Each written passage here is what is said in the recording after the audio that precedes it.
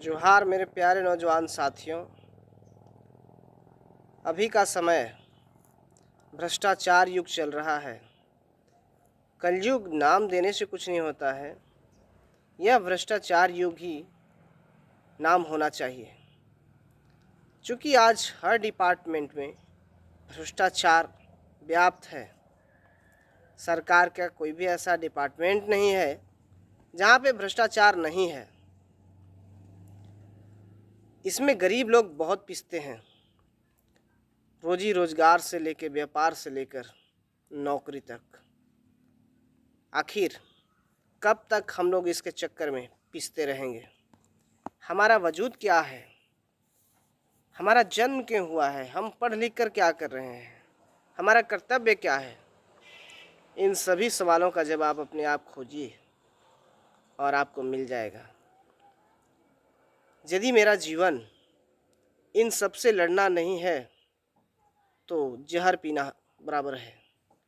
यदि कोई आपको शोषण करे, आपको कोई लूटे, आपको भय दिखाए, आपका कोई अधिकार छीन ले, तो इसमें आप मौन धारण करके रहिएगा, यह उचित नहीं है।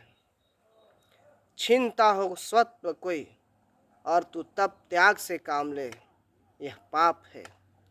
पुण्य है विछिन्न कर देना, बढ़ा रहा तेरी तरफ जो हाथ है। इसलिए मेरे प्यारे बंधुओं, माताएं, बहनें, गार्जियन, क्रांतिकारी साथियों, हम सभी का कर्तव्य है, जो कोई मेरा हक अधिकार छीनेगा उसके विरोध में आवाज़ बुलंद करेंगे, उसका हाथ को पकड़ कर मरोड़ देंगे। आप सभी जानते हैं कि आज हर डिपार्टमेंट में आपके अधिकारों का हनन हो रहा है। यहाँ तक कि सरकारी नौकरियों के भी बंदर बांट कर दिया जा रहा है, पैसों से सौदा कर दिया जा रहा है। और हम आंदोलन करने पर विवश हैं और उससे भी कोई नतीजा नहीं निकल रहा है। करे तो करे क्या हम? कहाँ जाए? किसके शरण में जाए? यह भी विश्वास करते हैं कि भगवान है, परंतु इंसान हैं हम, कोई अवतार नहीं है। स्वयं अपने आप पर यह विश्वास रखना होगा और कार्य को अंजाम देना होगा।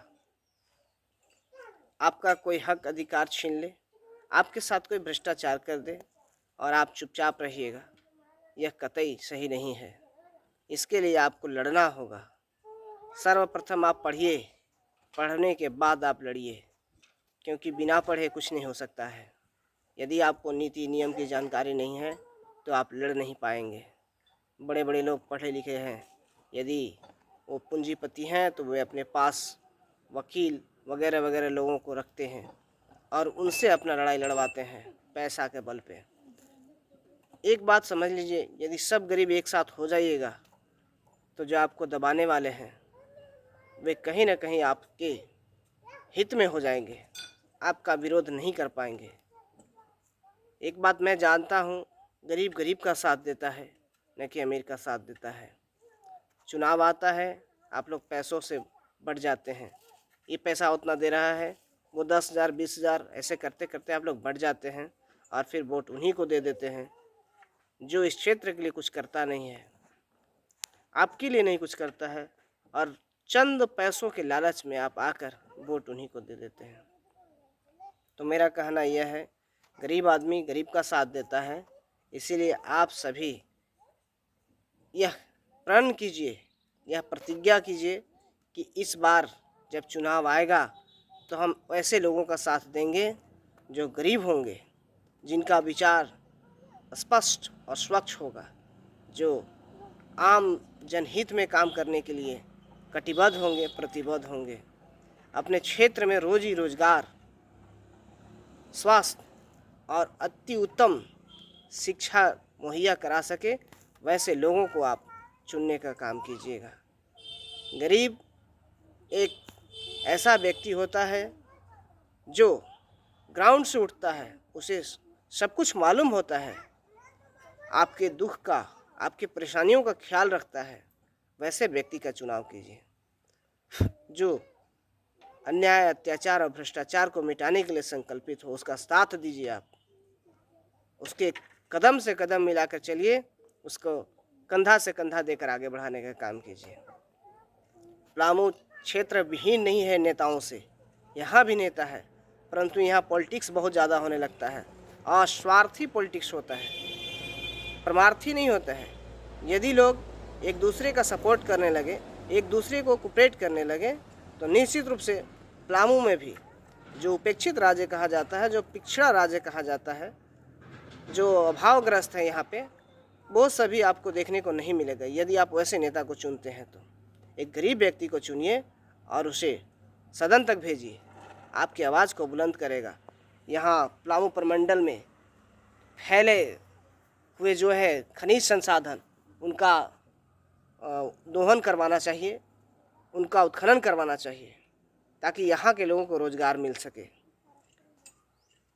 आपका भंडरिया प्रखंड में कोयला का माइंस है, इधर रामगढ़ प्रखंड में कोयला का माइंस है, डाल्टनगंज सदर में, चैनपुर में ग्रेफाइट माइंस है, बहुत सारे माइंस है जिसे चालू करने की ज़रूरत है और यहाँ के लोगों को रोज़गार उपलब्ध करना के लिए पहल करना चाहिए। तो आप वैसे लोगों का साथ देना शुरू कीजिए जो आपके हित के लिए है, आपके साथ चलने को तैयार है, आपका अधिकार की लड़ाई लड़ने के लिए तैयार है। भ्रष्टाचार को मिटाने के लिए एक ही उपाय है कि एक साथ एक आवाज़ बनकर आपको अधिकारियों के विरुद्ध, पदाधिकारियों के विरुद्ध खड़ा होना होगा, तभी यह मिट पाएगा, अन्यथा इसकी कल्पना करना भी बेकार है।